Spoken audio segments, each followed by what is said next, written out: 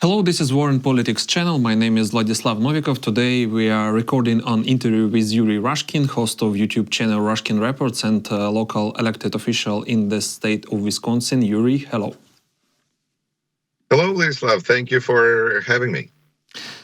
70-year-old boy from Wisconsin killed his parent and, as the FBI says, was planning to kill Donald Trump. On his phone, they found messages about neo-Nazis, bomb plans, buying drones, and even escaping to Ukraine. He also said he wanted to start a revolution and maybe had some link to Russia. What do we know about this case, and why is Russian propaganda trying to connect it to Ukraine? Well, I think, tell you the truth, it hasn't really registered much on my radar over here, living in Wisconsin, of all places.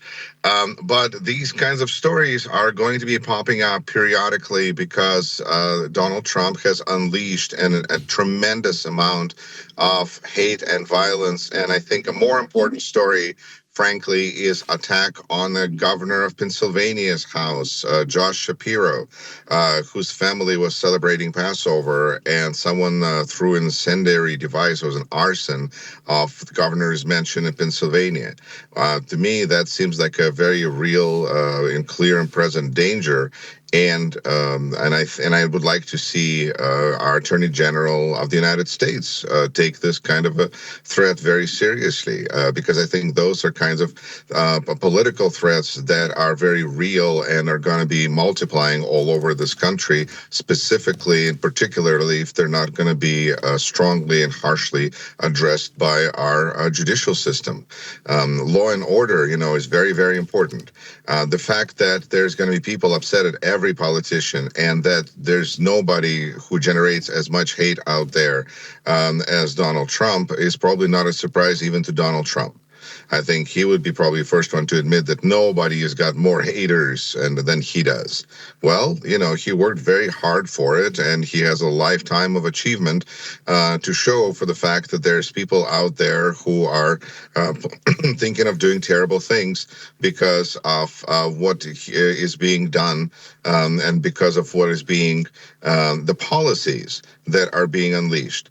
And we do live in a dangerous times because we also have a case of Luigi Mangione, who walked up to a CEO of a big health insurance corporation and killed him in plain sight. That is also something, and in that case, we see the Attorney General is actually asking for death penalty. So it's interesting that not all crimes are viewed with the same, with the same approach, the same attitude. And it's troubling, but I think that I'm glad that, at least in this case, we see that our law enforcement did their job, and somebody was stopped and apprehended before they could go further with whatever evil plan they may have had. So I think that these types of situations are going to be typical, and we're going to hear about them. The concern is that one of these situations might get blown into as an excuse for potentially attempt at bigger repressions of people who may disagree with the policy of the administration. And that is what's, I think, truly troubling, because when we compare the rise to, the first few weeks of the Trump administration with the first few weeks of Hitler coming to power in Germany, one of the things that is remembered all the time is the fire of Reichstag, the German Congress. And having that be excuse for unleashing of mass repressions. There was a similar situation, I think, in almost every dictatorship, where at some point something is being used as an excuse to try to unleash mass repressions. Sometimes it works, sometimes it doesn't. But I think in case of Trump administration, we also see how fragile and weak they are at stopping aggression if they're not dealing with somebody who is weaker than they are. And that seems to be a challenge for them. As far as, I think, dealing with individual evildoers, we still have a country that is still has law and order, and we still have kind of police, and we still have courts. So I expect this person to get the treatment he deserves, like every other person in this country, and that he will be treated without any special view one way or another.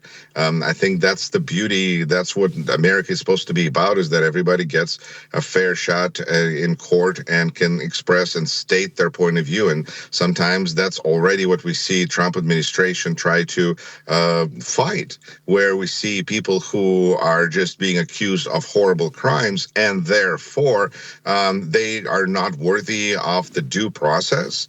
This seems beyond ridiculous and terrifying, and not just but terrifying, because a country without due process is a country without laws, without constitution. And so I think fighting for the right of every person, no matter how horrendous crimes, whatever horrendous crimes they're accused of, that they have a fair shot in court, is what every one of us needs to be assured that the system works and that we will have a fair shot in it should we ever find ourselves in that situation. I think that there's just some basic things about America that, thanks to Elon Musk and Donald Trump, seem to be a little forgotten sometimes, but they're still real, and reality is such that we still have courts and we still have law enforcement, and the story that you just shared, I think, is a testament and proof of that. Russia propaganda use any bad story, and they say, it's look like Ukrainian, but it's really important for us that people in America know Ukraine is not connected to this kind of stories. We are fighting I think for it's very, democracy. Okay. Let me then interrupt you and say that I think that when it comes to assigning blame for these types of stories that, again, are going to pop up from time to time because of the damage that is the policy, the damage that is being done by Trump administration policy to Ukraine and to many other causes and people, is such that it will drive people to do insane, evil things. That is, I think, something that people in America understand. We just don't know, whenever we see another person go mad, if that person gone mad because of injustices that they've perceived on any number of issues. Maybe it was Ukraine, maybe it was Palestine, maybe it was veterans issues, maybe it was something else. There's so many ways in which people of America are being hurt right now by this administration. And this wouldn't be even the first time when somebody who took the cause of Ukraine so seriously as to attempt to attack President Trump. We saw that whenever there was second, third, I get lost sometimes in these attempts on Donald Trump's life, when there was a madman hiding in his golf course that was also upset about treatment of Ukraine. It's pretty clear that there's going to be crazy people out there. Sometimes they can even be elected president of the United States, but that doesn't mean that Ukraine is responsible. Now, Russia could be responsible for some of these things. And I think that Russia specializes, I mean, most people, in projection. So when they talk about how this is a fault of Ukraine, is what they really are trying to say is don't look at Russia, because it is so often and regularly exactly the fault of Russia. Because if it's not the person who was hired by them, it is a person who was funded by a cause that was funded by Russia, or some, the Russian money is floating around and is supporting all sorts of horrible things indirectly when it's not supporting horrible things directly. That really is such an important part about understanding Russian economy, which may be so small, but they're not using those resources to help people. They're using them to buy elected officials, to promote corruption, and to promote propaganda that can take any story and point blame at somebody that Russia doesn't like. And that can be Ukraine, it can be any number of places, depending on where Russian propaganda is angry. Although it is important to note that Russian propaganda has not been as angry as they've been at Ukraine for quite some time. I wonder what Ukraine did to piss off Russia so much. I wonder if it had something to do with independence, not following Europe instead of following Russia. Those are things that we sometimes just, again, basic facts of life that need to be acknowledged that help us understand new information. Because if we get this new information without any context and we just say, oh, look, there's this piece of information and these people on TV say this thing. Wow, and they have a pretty good studio over there where they're speaking on TV. It looks like Who Wants to Be a Millionaire or The Weakest Link. Always this bum, bum, bum. It's scary. It's, but if we think and go, oh, this is Russia. That's Russian propaganda. Of course, they're going to. Who are they blaming? Ukraine? Oh, how unusual. That is so unique. Thank you so much. Is there anything else Ukraine did today to you, sir? Mr. Solovyov or whoever is spewing lies in front of propaganda for their paycheck? I mean, it's so obvious if we just buy into context, if we just accept and understand the context a little bit. So yes, there's another bad thing that is happening in the United States. And of course, it's fault of Ukraine. How could it be anybody else? Thanks, Yuri, for that answer. Let's move to the next question. The dollar just dropped to a 6-month low because of Trump's new tariff policy. What are people in the US saying about it? How they feel? Do they understand what Trump is doing? Because polls show mixed results, especially now with protests and a small economic crisis going on. Do people understand what Trump is doing? No, not really. I think people would like to understand what Trump is doing so they could put their money to wherever it's better to put. Because right now, the big problem with the economy, with Trump, with all of that situation is that there's people who would like to invest their money in some place where they're going to get some return on their money. And instead, they don't know what to do because we don't know what president is going to do in 3 months, in 2 weeks. Today, is he going to come up with some new exemptions? And what is that going to do? Now, people in America are also starting to come to realization that this will open floodgates of corruption. Of course, because you have tariffs this way, tariffs that way. Who knows what tariffs are there? Who collected everything that needed to be collected? It's so complicated. Whenever there's complications, there's opportunities for corruption. Now, we in the United States have looked at the rest of the world and said, corrupt countries out there. You don't know. We can just, can't you just call police and get rid of your corruption? Silly people.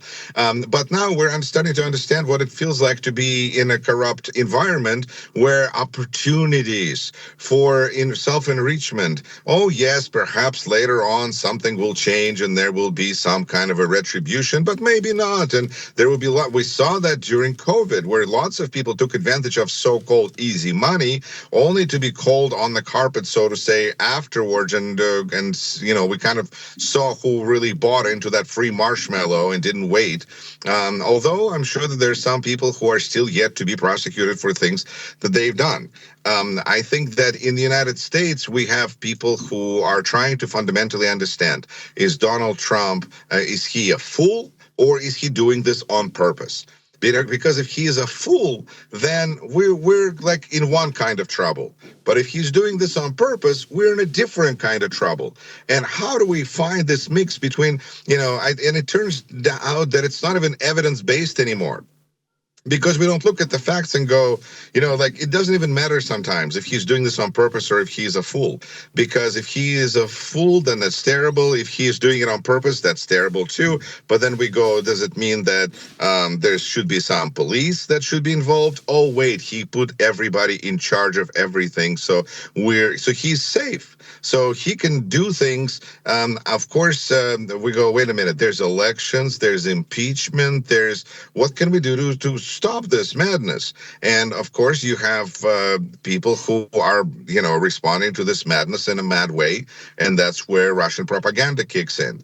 But the rest of the Americans are basically looking. Do you remember that? Some of your viewers may remember that photograph. It's not a meme, it's a photograph from 1953 when Stalin died, and there was a sign in a window of a restaurant, free borscht, on the fact of dictator's death.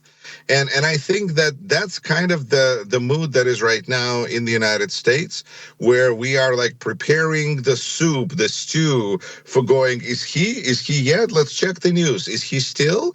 He's still president? How interesting.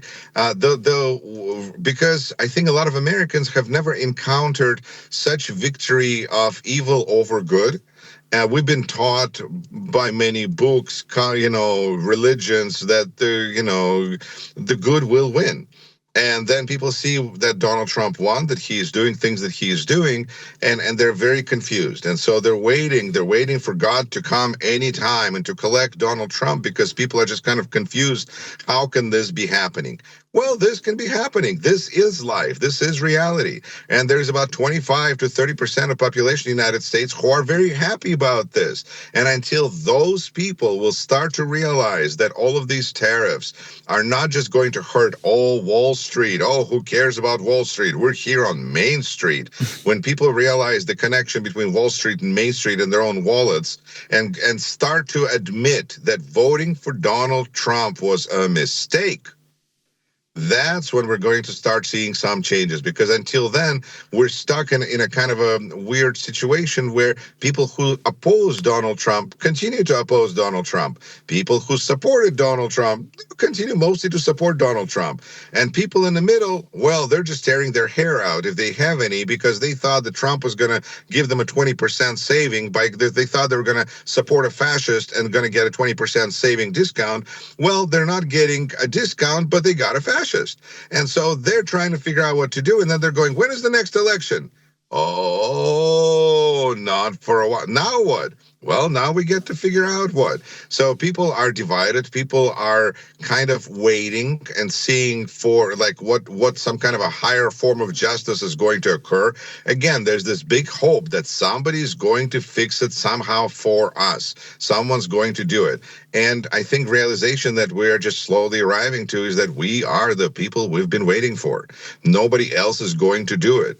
And we just need to take our country back one election at a time, one purchase at a time, one step, one day at a time. And that means that we're going to have politicians that are going to be speaking out. We're going to see economy that's collapsing as part of the fact that Americans have no faith in our economy, in our government, because when government acts in this by breaking faith with people, it loses trust with people, and the Trump administration has lost just as much trust with Americans as it lost with people all over the world. Okay, maybe not quite as much, but really it's working very hard to just destroy any trust that there could be, and hope that we have competent people who have best interest of the United States at heart. We now have incompetent people who have their own best interests at heart, but are convinced that their interests and the interest of the United States is the same thing.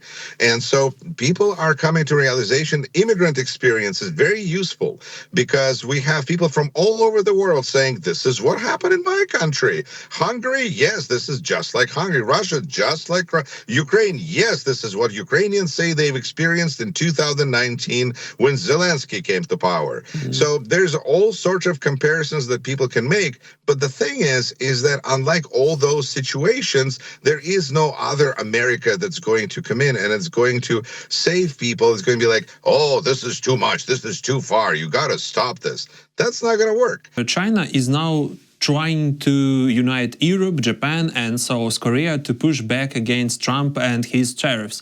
That was Reuters says. Can we say that Trump's actions are turning against him, because now China wants to build new economic alliances with countries that are also hurt by those tariffs? Very much so. I think that there's a couple of lessons there. First of all, that Donald Trump is a terrible negotiator. and he is not able to make deals. For anybody who thought that he can, please, please, please take a look at the news and you will see that he is not able to make any deals. Right now, we're going to see, I think, 90 examples of failure of his ability to make a deal unless he postpones the 90 days postponement like nobody thought he would. Like, of course, he was going to, because when he gets backed into a corner, he makes up another deadline and he shifts responsibility and he shifts blame. We see this. You see, the problem for Donald Trump is that he's got a very small deck of cards, and he plays those cards the same way every time. Like when he dump somebody, he's going to cover them in dirt and then say bad things about him and then dump them. He did this about Ukraine. He did this about Voice of America. It just doesn't. He's got the same setup that he's going to play through every time.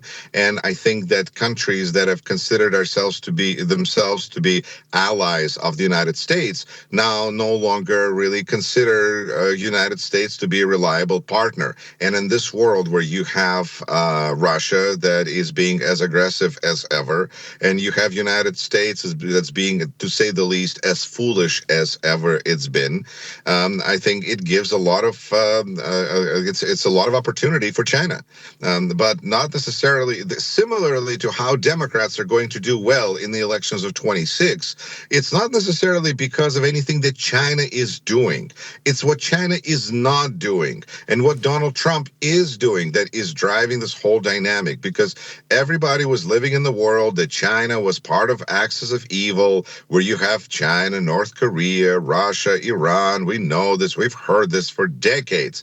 But now it turns out that Russia can be, China can be more reliable partner than the United States when dealing with somebody with a threat like Russia, that even in that situation, China can remain enough of a stable and stability factor and stabilizing factor in this world that even their close relationship with Russia doesn't seem to be scaring people off anymore, simply because the United States is being so foolish about the way it is proceeding of treating its allies when it comes to trade, when it comes to politics, when it comes to defense. All of those issues to put together, China is starting to look better and better by doing nothing.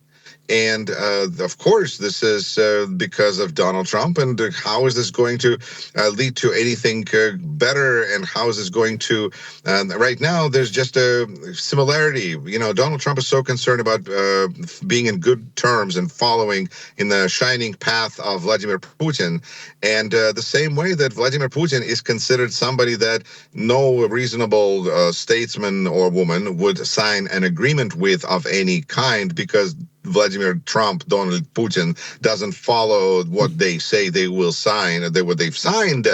The same problem we see with Donald Trump, because he doesn't follow his agreements either. He can change his mind, and he can even criticize himself in the past, because he right now is so much better than he yesterday.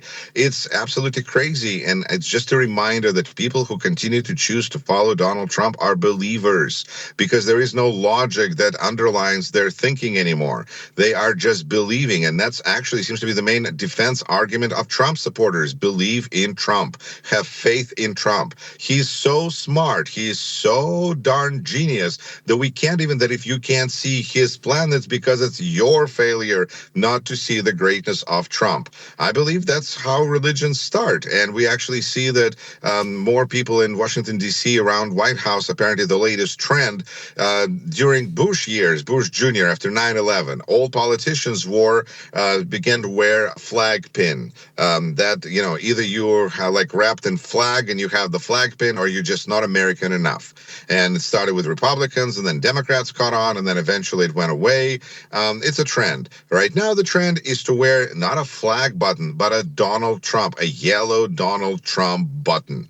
That's where the situation has reduced itself to. It's a cult of personality, a loyalty cult that at the same time is trying to be built in a country that is really not set up for it. The United States, we're set up for trends. We're set up for different fashions. elections, this fall fashion, this winter, but we're not set up for like a long-term dictatorship. We're just rotating way too fast for this kind of a dynamic to be set up. But we see people who are very interested in giving it a try. And that's people who have very little understanding of how America is, what America is about, but they do have enough of support to get started, and Trump was elected. So I think it is important to understand that he's legitimately elected president, and that means that he's not the fool. It's the people who voted for him that were being made into fools. And until they begin to realize that they were made fools of, we're going to be stuck in this difficult situation. Okay, and one more interesting news story. Trump's spiritual advisor, Mark Burns, said after his visit to Ukraine that he was wrong to support stopping military aid to the Ukrainian army. But here in Ukraine, we don't really understand much about this guy. How close is he to Trump, and how much influence does he actually have? Could this mean that people close to Trump are finally seeing what's really happening, especially after Russians' attacks on children? I think Russian attacks on civilian population that killed everybody, including many children, are absolutely unconscionable. And I want to express my deepest, sincerest feeling of sorrow and condolence to everybody who was affected by this and whose loved ones were affected by this. This is a tragedy that is very much honored in Ukraine in a way that it is never honored in Russia, because in Russia they grieve about the tanks lost. They grieve about their units of military equipment destroyed. And Ukrainians care about people. And Ukrainians honor their people. I went to Ukraine in August, and I remember following a procession. Actually, what happened is we were driving on the road, and we were like going the other way of the procession, and all of a sudden I saw that the road was covered in flowers. And that's what happened, is the whole village town came out, and they kind of covered the last way, the last travel of this soldier's coffin, this body, by putting flowers on the ground, on the road. To me, that speaks so much of why people are fighting and why Ukraine is in this war and how they feel about this war. And it's very important for us to see it. The problem with seeing it is that when we see it, we immediately find ourselves on the outside of a Trump cult that requires people to poke their eyes out. And when you have a pastor, anybody, but particularly it's good to see a religious person, a person of religious, standing, to come to Ukraine, to see it with their own eyes. Of course, it's such a powerful experience that the person was not able to deny it. And basically, to me, that means that now he is on the outside of the inside joke that is the administration. Now he's going to be, he clearly showed that he does not see the world as Trump wants him to see the world. And he is now not going to be Trump's favorite pastor anymore. Because to imagine that Trump listens to a person of strong religious conviction for advice and guidance is ridiculous. Again, his idol, Putin, when he was asked by Tucker Carlson about his religion, his views and experience with God, Putin was like, I don't know, what are you talking about? He doesn't see God as being as a force in this world. Neither does Trump, because Trump believes in other things clearly, such as orange paint and value of it. But this pastor is now, I think, very importantly, first of all, huge thanks to him, because Pastor Father Burns, I'm not even sure what his proper title is, but the fact that he traveled to Ukraine, put his life in some level of jeopardy to see what is going on with his own eyes is so admirable and commendable, and I appreciate him for it. And I hope that as he shares his story, as more people have similar experiences and share their stories about what is really going on in Ukraine than the stories that are being shared by propaganda and then repeated by this administration. Russian propaganda and then repeated by American administration, which should make people think. It's like with tariffs. We talk about so many different things, but we talk less and less about the fact that one country avoided tariffs altogether. Russia. Let's not talk about things that are so unpleasant. So I will just say thank you to Father Burns, Pastor Burns, for traveling, and I hope that this represents a new beginning in the Republican Party, in a conservative movement, where the understanding that their faith, that their religion, that the things that Jesus Christ was preaching are not being followed by the current administration. Those are not values that are being promoted by this administration. And in fact, on the other hand, what we see from this administration are hypocritical and really dangerous statements, such as the one made by Secretary Rubio, who said that now people in the State Department are supposed to report on each other in cases of anti-Christian bias.